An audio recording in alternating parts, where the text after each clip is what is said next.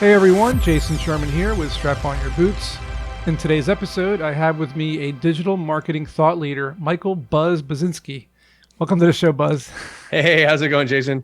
Are you related to Buzz Lightyear? I'm sure you've heard that before.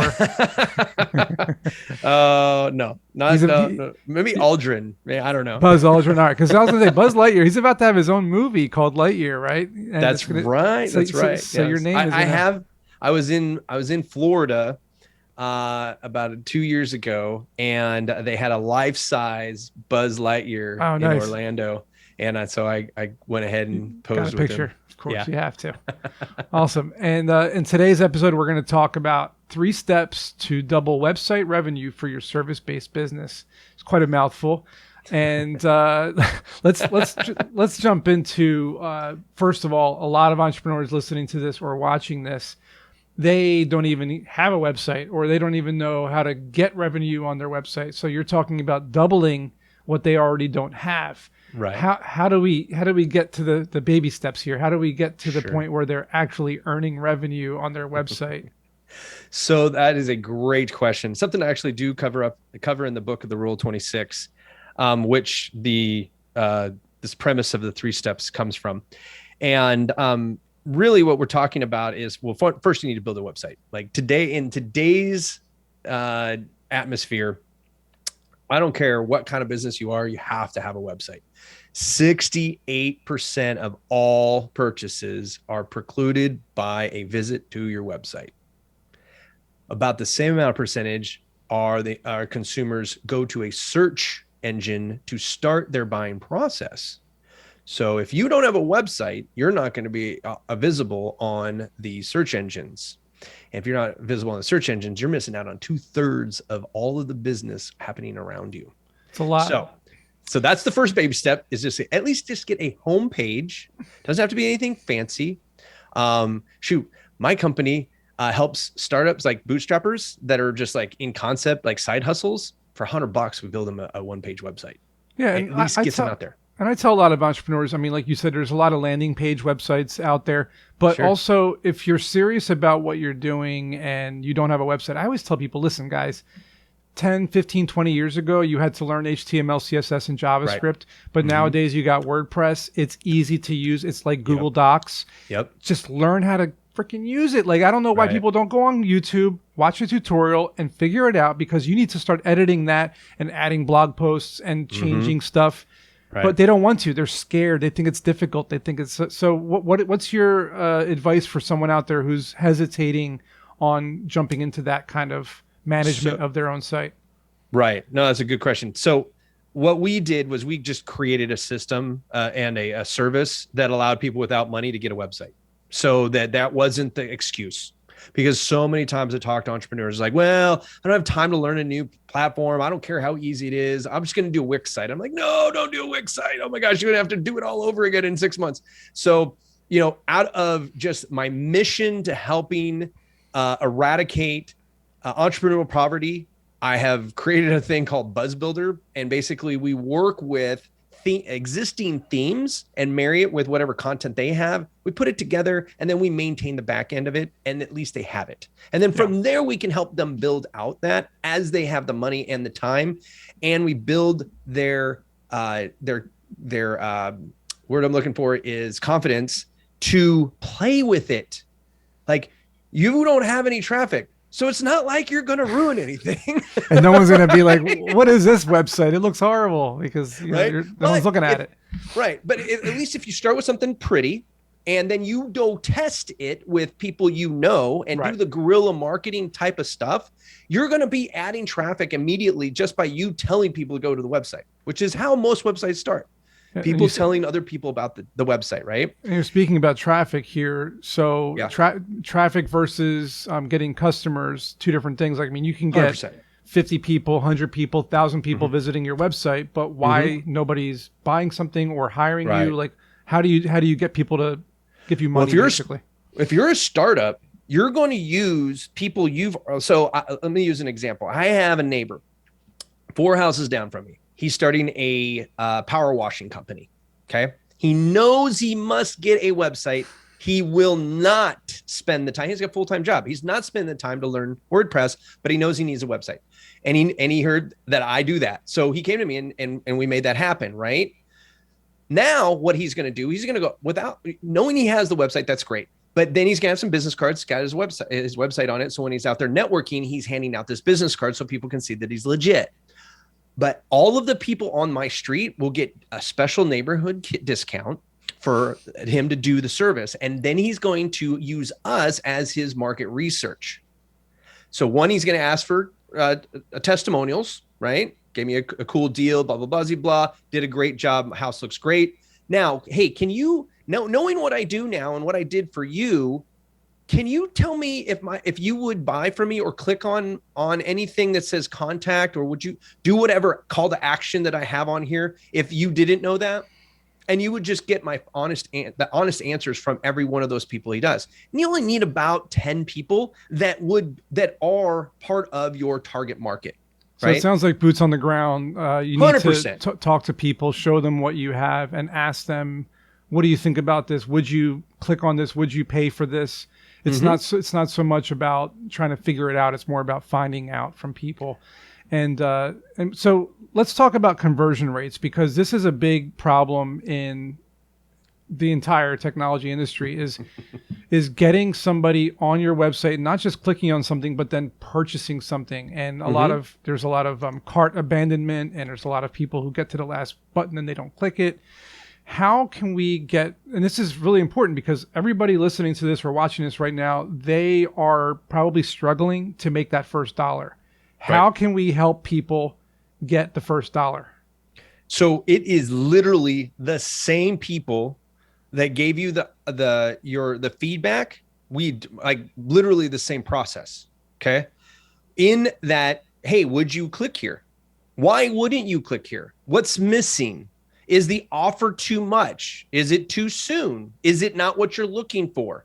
What am I missing in the service descriptions that you would make you reach out for more information or buy?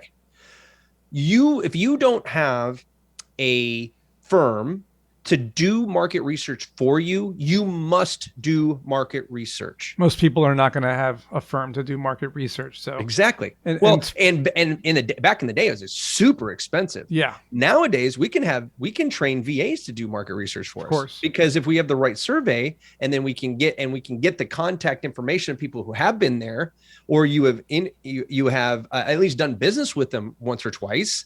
That's a great way. I always tell people, your first few customers, find the ones that best fit your most profitable client personification, and ask them as many questions as they will answer.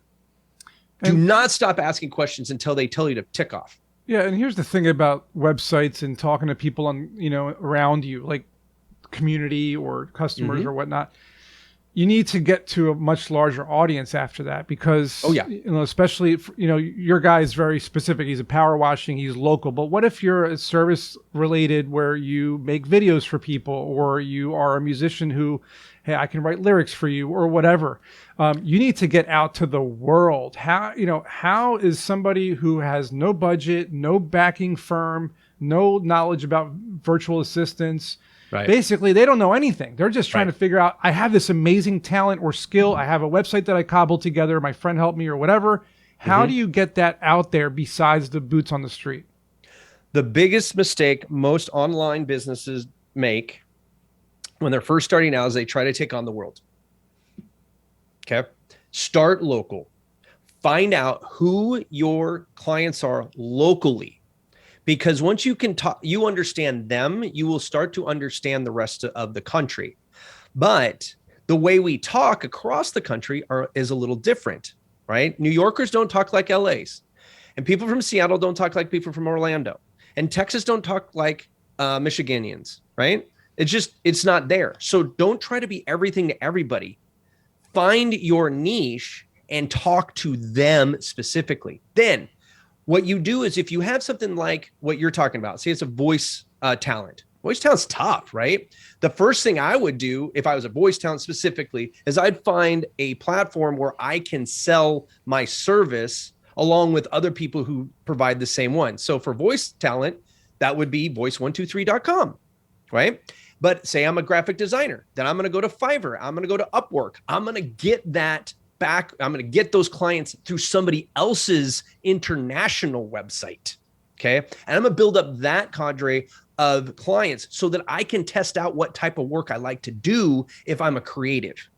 Then you translate those conversations you've had with your favorite clients, understanding why they love you, what you did different that other people don't, and all those things. You translate that to your website.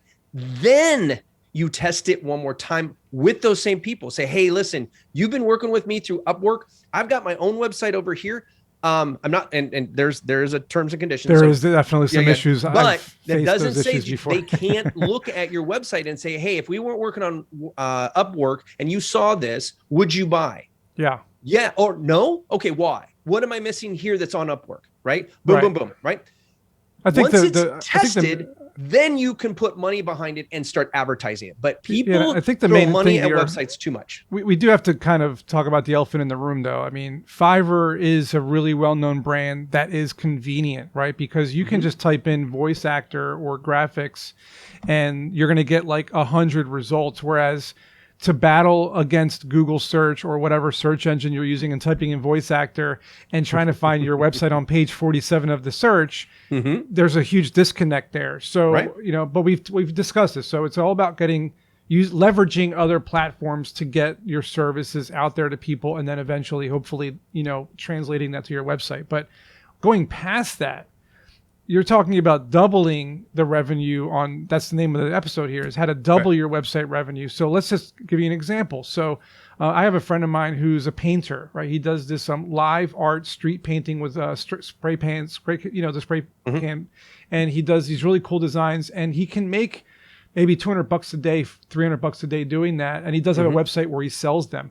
But he can't. He's never been able to double that because he's only one person. He can only paint a certain amount of paintings per day, and he can only take in so much business per day. So he's an example. How do you get him to double his website revenue? And if it's hiring someone else to help, I mean, maybe, but you know, it's not hard. It's not easy to find someone like him. So So the rule of 26, which is the book that we're referencing here, states that if you increase the traffic, the unique traffic by 26%, the conversion rate by 26%, and the average revenue per client by 26%, you will have a compounded output of 100% more money coming from your website. You're doubling the revenue. Okay. So in this, we've talked all about conversion, right? Because if you don't have a website that converts, it doesn't matter how much traffic you put into it, right? So we've now we've established how we can use bootstrap our own conversion rates. Okay, great. We understand that.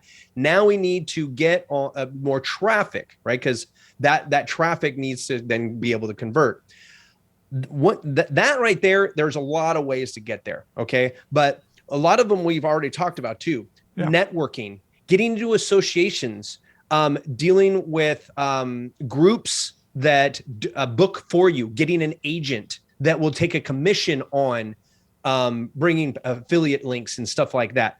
Those types of things, when you're first starting, when you can't advertise, that's what you got to take, right? Because you either have more money than time or more time than money. Time than money, yeah. Right?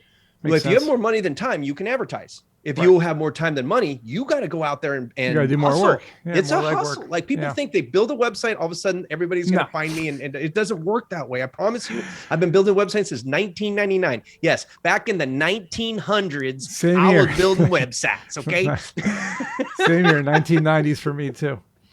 And the last piece of that though is if he's selling out his paintings on a regular basis and he can't keep up with the demand regardless of whether they're coming from the website or not, he needs to increase his prices. Yeah. As average value per client is going to increase, just increase it by 26%. Sounds easy enough.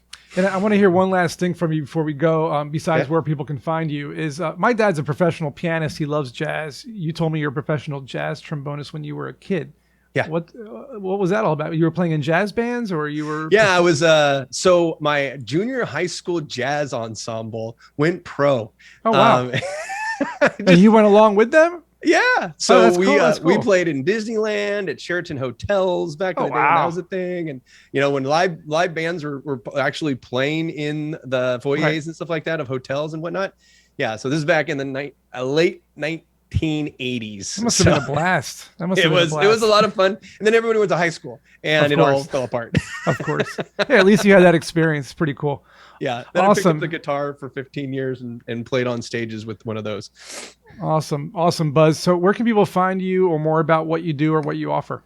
So please go to buzzworthy.biz. And that is everything that we offer. If you're just, we will have links to the book further down on the homepage of that site. Or if you're just interested in checking out the book, The Rule of 26, go to ruleof26.com. Sweet. You heard the man. Everyone check it out. And as always, I will see you in next week's episode.